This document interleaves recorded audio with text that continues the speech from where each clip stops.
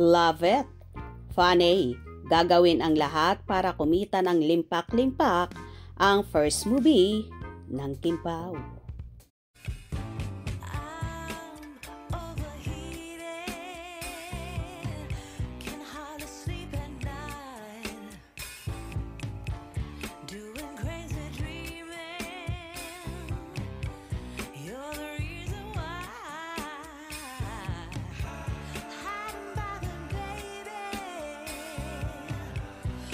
Nangungulit na ang mga fanay ni Kim Chiu at Paolo Avellino na bakit daw hindi pa nagsisimulang magbenta ng tiket ang Star Cinema ng pelikulang My Love Will Make You Disappear.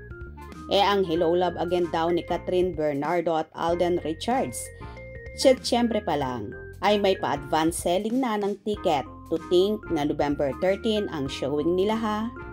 Ang My Love Will Make You Disappear ay ipapalabas na sa February 2025 at dahil December 17 na ngayon, kaya pinupush nila na makabili na ng mga tiket ha.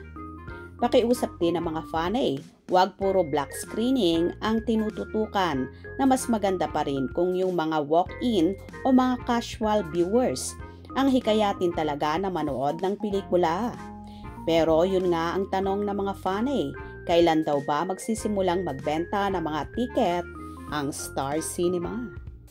Well, sa ngayon kasi ay busy pa rin ang Star Cinema people sa pelikula ni Vice Ganda, ang And the Breadwinner Is. Nakasali nga sa Metro Manila Film Festival. Siyempre naman dahil ilang araw na lang ay showing na ang pelikulang ito ni Direk Jun Lana kaya mas magandang dito rin muna mag-focus. But definitely, hinding-hindi pababayaan ng Star Cinema ang Kim Pao movie na sigurado ako sa unang linggo pa lang ng 2025 ay ratsada na agad sila sa mga paandar. Anyway, nasabi na nga ni Miko Del Rosario na bagamat walang shooting sa abroad ang Kim Pao, pero marami naman agad na mga international screening ang naka-line up ha.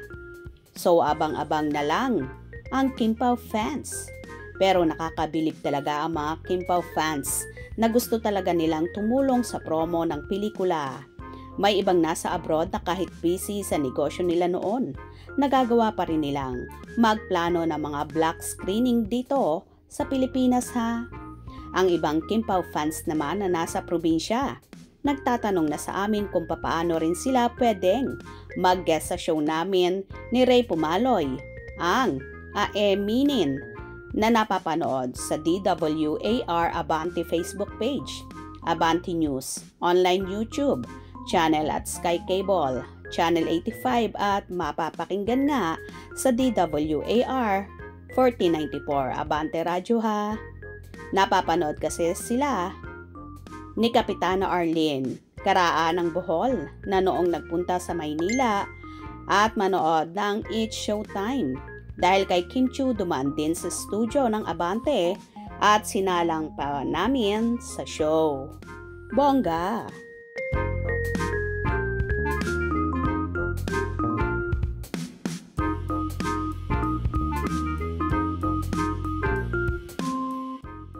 Anyway, isa lang ang nakikita ko rito.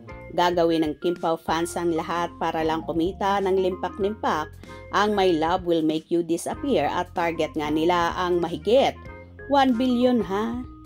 O diba, nakakaloka talaga ang mga fanay at talagang to the max kung sumuporta at atat na nga sila sa ticket ng Kim Pao para sa moving My Love Will Make You Disappear. Kaya go na mga Kim Pao natics at itodo na ang suporta kina Kim at Paolo. Hope you enjoyed. Please subscribe for more info.